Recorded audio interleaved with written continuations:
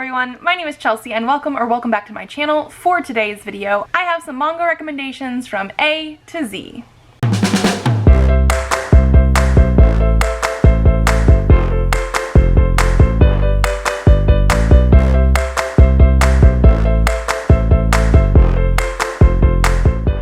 So this is a video that I did previously, but with just like normal novel book recommendations. I will leave a link down below in case you are interested, but I decided to challenge myself and try and pick manga recommendations for you from the letter A to the letter Z. I will say I have failed on some of them. I probably could have tried to find authors with those letters. I did not though. I wanted to stick to titles if at all possible.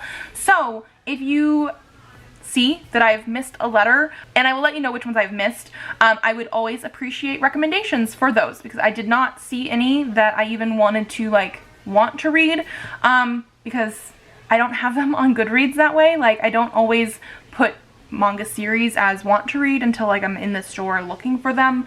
So yeah, I have some of them missing today. But besides that, I actually do have over 26 recommendations because some of the letters I could not stop trying to pick books out for because I just had lots of series that I really liked. So I'm going to try and keep these as short as possible for recommendations, but just know that all the books that I am recommending to you today for manga series, I have given either 4 or 5 stars and either have finished the whole series or am planning on continuing the series. So starting with A, we have Haru Ride by Ayo Sakisaka. This is a book that takes place during high school about a girl who has a crush on a boy, I guess like in junior high, but when she realizes that she likes him, he has moved away, and then when he eventually comes back in high school, she's not too sure if feelings are still there. I really like this one. I love Ayo Sakisaka's art style. Like, it is just so cute. And so this is one that I have not finished yet, but I am very close to finishing and I do want to finish. Moving on to B, I actually have a couple different books here for that. I have Blue Flag by Kaito. This is one that I have finished the whole series, was on my top manga series every single year that I was reading this. This is about friends in high school and them trying to discover their sexualities and relationships and friendships, and I just really love this one. It does have LGBTQ characters, and so yeah. The next one also for B is Boys Run the Riot. This is going to be by Keito Gaku. This also has LGBTQ characters because it does have a character that is trans mask in it, and he is trying to, again, sort of assert his identity and figure out who he is and create a clothing line along the way. This is based a little bit on the author's own life, so it is own voices, and I really like this one. I have finished this as well. Moving on to C, I have Can't Stop Cursing You by Kensuke Koba. This one is more dark. It is about curse breakers and the fact that some of these people can actually make a pact with a curse god to do curse killings. It does get very creepy and gory, but I've really been enjoying this. This is one that I first got interested in because people had been mentioning that this main curse breaker guy acts a little bit like L from Death Note, which was my favorite character from that series, so yeah, I had to pick it up. I'm currently up to date on the English versions of those ones. Moving on to D, I have The Demon Prince of Momochi House by Aya Shoto, another one that I have not finished the series yet, but I really want to. This one's a little bit more paranormal, obviously, and it follows a girl who has inherited the Momochi house as the caretaker, and when she shows up there, she realizes that there are demons and things, and she's actually the caretaker of the house that is the bridge between our world and their world. I do not have anything for E, so that is where you can give me some recommendations if you have any manga that starts with E. Moving on to F, I have Fruits Basket by Natsuki Takaya. This is a classic. I have read all of these. I've also watched the first anime and part of the second. I need to continue with that. But this is about a girl who ends up finding out that some of the classmates of her school, their family, are the Chinese zodiac, and if they get hugged by a person of the opposite gender, they transform from their human self to the zodiac animals. I really liked this one, and like I said, it's very classic in the manga sphere. It's one that came out a while ago, and I feel like a lot of people know about it, but it is very cute.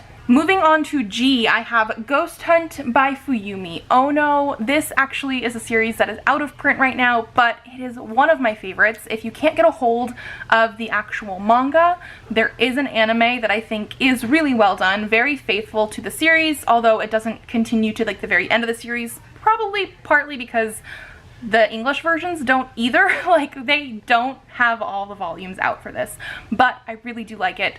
This is a series that follows a girl who ends up getting like swept up into ghost hunting. She ends up being like the assistant or the secretary of this sort of like ghost hunting service that is run by like a 16 or 17-year-old kid as well.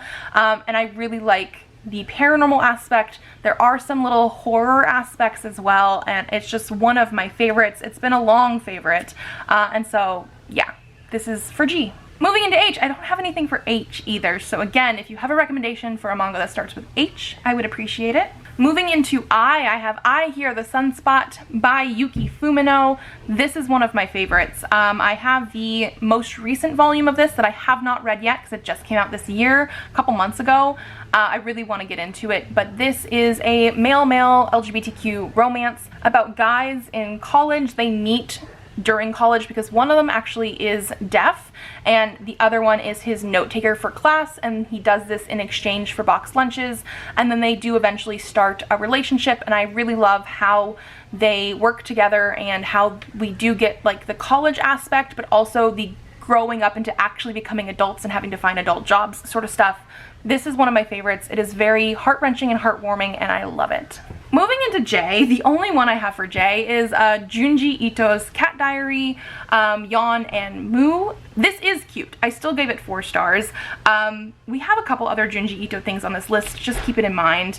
And this is one of those ones that's more like autobiography sort of stuff about him and his cats. It does have his signature art style, and it's like half cute, half weird because of that. But yeah, if you like cats, if you like Junji Ito, I think this is one to definitely try out. For K, I didn't have very many for K, so I have Kenka, Bancho, Otome, Love's Battle Royale. This is by Chie Shimada. This is a series that only has 2 volumes, but I feel like it should have had more. Like, I really enjoyed my time with this, but it sort of ends a little abruptly. I don't know if it's just because that's where they decided to end it, or if it's because it didn't have enough readership even in Japan to like continue. I don't know, but I really enjoyed this one. This is about a girl who ends up dressing as a boy, I think her brother specifically, and going to like an all-boys school where there is lots of fighting and stuff, but she's very strong. Like, I love the personalities in here. I love the art style and like how everything sort of just like works out here. Like, this is a very fun one, so I had to include it. Moving into L, here is another Junji Ito. This is Lovesickness. This is one of his most recent short story collections and one of my favorites. I do have quite a few that I absolutely love, but this one has some very creepy drawings and stuff, and the short story that it shares the title Lovesickness with this cover is a very creepy one.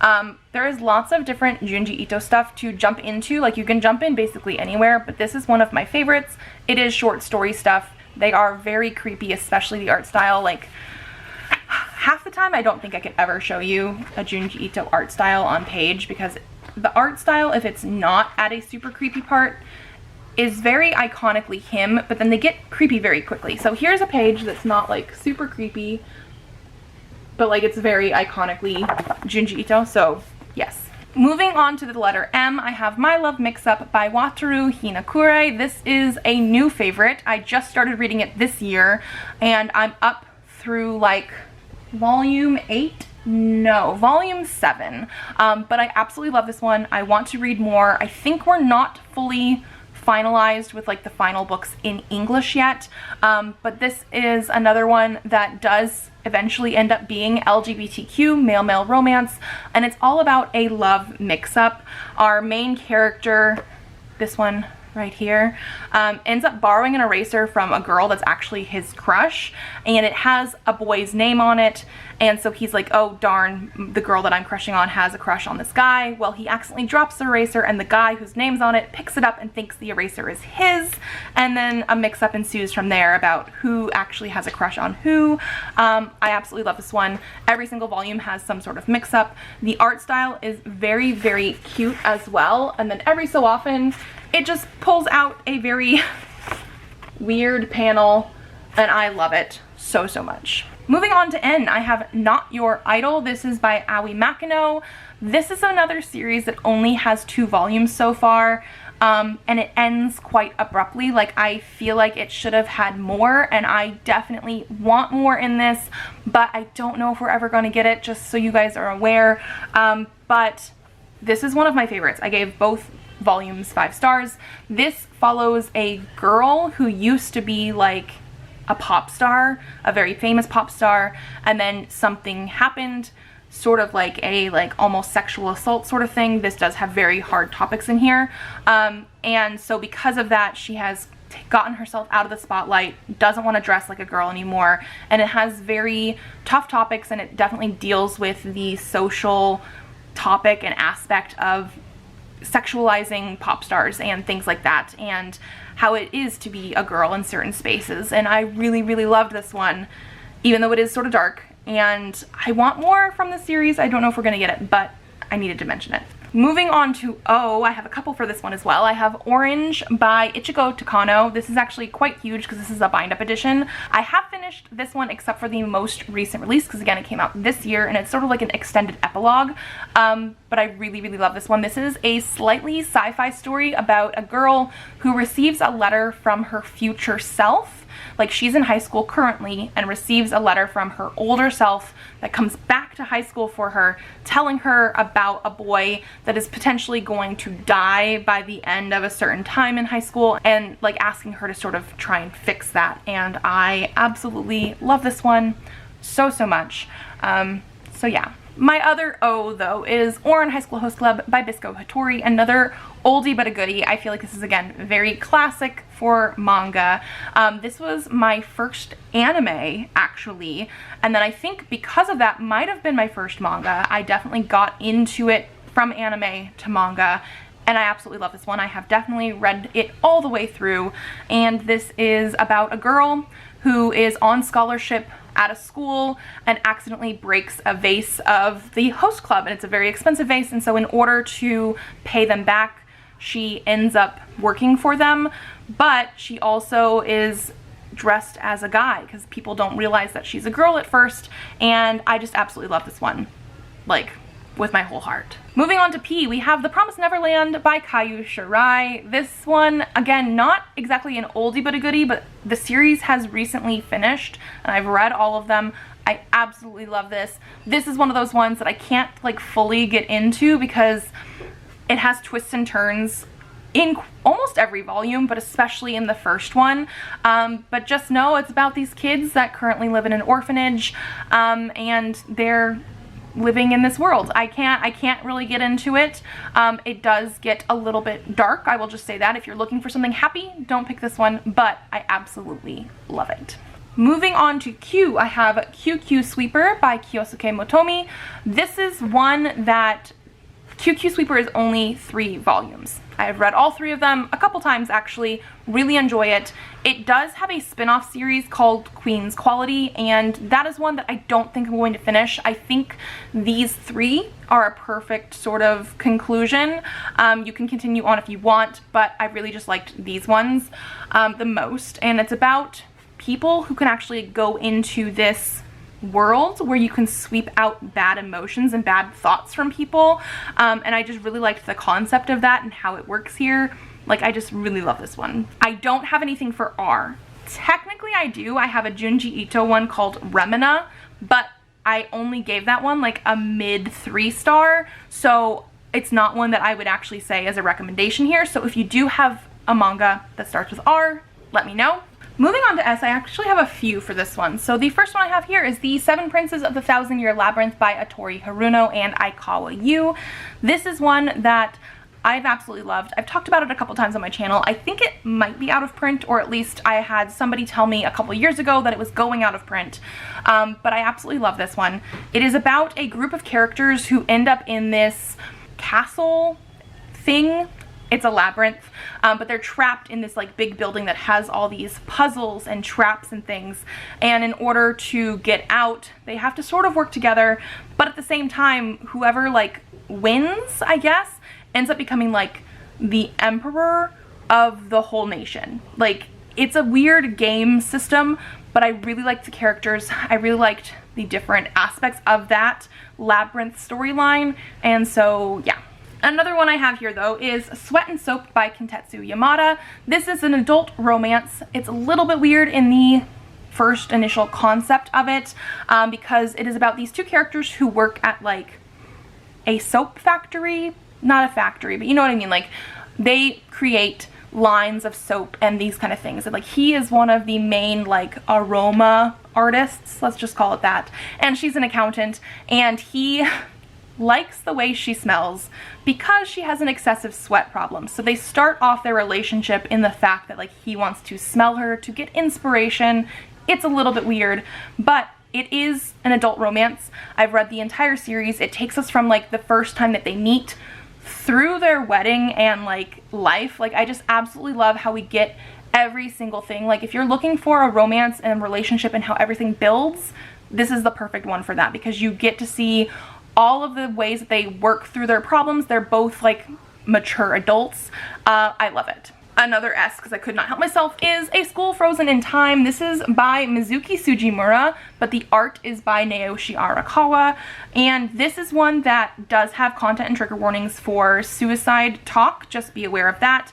But basically, it is about a group of students who go to school one day and realize that school is not really in session right now. Like, there's like nobody there but them, and they're locked in the school. They can't leave, and they come to realize that this is some sort of weird paranormal thing happening because one of their classmates, one of their friends, committed suicide, and they don't know which one it is, and they have to figure that out. This is one of those stories that when it first started, because there are so many unanswered questions, I think I actually gave this first volume 3.5 stars, but every single volume that continued, I gave it more and more, and by the last volume, which is only volume 4, it's a very quick series, I gave it a full 5 stars. Like, I absolutely loved this as a whole, like from volume 1 to volume 4. I loved it. Moving on to T, we have Those Not So Sweet Boys by Yoko Nogiri. This is one that I'm in the middle of. I have not finished yet, but it is a high school sort of romance one about a girl who drops her wallet one day and like wants to thank the boy that actually helped her realize that she dropped her wallet. But he's part of this group of boys, the not so sweet boys apparently, that are sort of like on the path to not having good grades, potentially being expelled, and she is a scholarship student at the school who is not supposed to be working even though she is, and so the principal ropes her into, you help keep these boys on track, make sure that they get through school, and I won't expel you for having a job that you're not supposed to have. Again, I've just been really enjoying the characters here, and so yeah. Another T though is Tombs by Junji Ito. This is another one of his most recent short story collections. I think it is the most recent one so far, and I really liked the short stories that were in here. They are perfectly creepy, and so if you want another good place to start off with Junji Ito, here you go. Moving into You, I guess another Junji Ito. This is actually not a short story collection. This is, I think, 3 volumes of manga in one. It is the entire Uzumaki collection by Junji Ito. This is one of the first ones that got translated into English, so it was like the first one I think I ever read by Junji Ito. And it's all about spirals taking over a town. It's weird, it's creepy. It is, like I said, not a short story collection. It is long form, but I absolutely love it. Moving into V, another Junji Ito, because it's the only one I had with V. It's Venus in the Blindspot by Junji Ito. This one I gave 4 stars. The other ones that I've talked about so far, I actually did give full 5 stars. It's a short story collection. Again, I really like the fact that this one does have like a cover that you can take off, and it is very creepy. But again, a short story collection, a very good one if you want a jumping off point, because there are some really good creepy short stories in here. Not my favorite, but it is a 4-star and it has V. Moving into W, I have Witch Hat Atelier by Kamome Shirahama. This is an adorable one that I have not finished yet, but I'm slowly making my way through the series, about a girl who is like obsessed with magic, but in this world she does not have magic. Only certain people have magic, and after an event happens, she does get taken under the wing of one of the magicians, wizards in this area, and becomes sort of like an apprentice. I absolutely love the art style here. Like, it is adorable. Can I show some? Here we go. And it is about her becoming an apprentice. We have other apprentice witches. I love the found family aspects and the friendship aspects, but we are having some more like darker conspiracy things going on as well. Like, each volume we get into, I'm more and more curious about like where we are going, but I love this one, so yeah. Moving into X, I have Triple X Holic by Clamp. I have not read all of these. I think I've only read the first couple volumes, but I have watched the anime, which then got me into wanting to read the manga.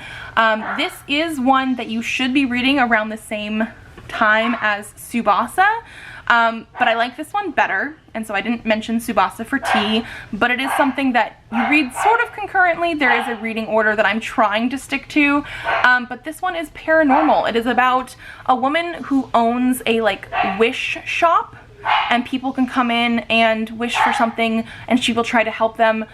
It's not always good help depending on what you actually need, and it's about also this high school boy who I think can see the ghosts that are potentially around, and he ends up roped into helping her. I really do like this series, especially as an anime, so I'm very curious about reading this as the manga and continuing on, especially with the concurrent Tsubasa read, which I have not watched as an anime, but yeah. And then I do have a Y. I have Your Lie in April by Naoshi Arakawa. This is the same illustrator as A School Frozen in Time, but this time they actually have their own like actual book and everything.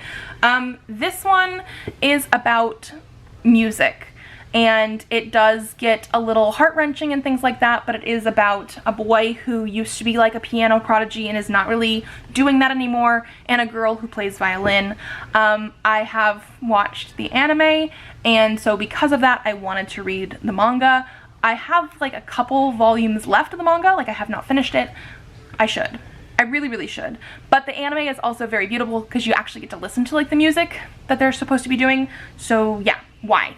Now, I do not have a Z. So if you have a Z manga that you would like to recommend me, please leave that down below as well, because I don't have that. So there was only 4 letters I did not have, even though some letters I had multiple recommendations. But those are going to be, for now, your alphabet recommendations of manga from A to Y, because I don't have a Z. If you like this video, give it a thumbs up to let me know. Subscribe to this channel if you'd like to see more videos. I do have videos coming out on Tuesdays and Thursdays, so I will see you then. Bye!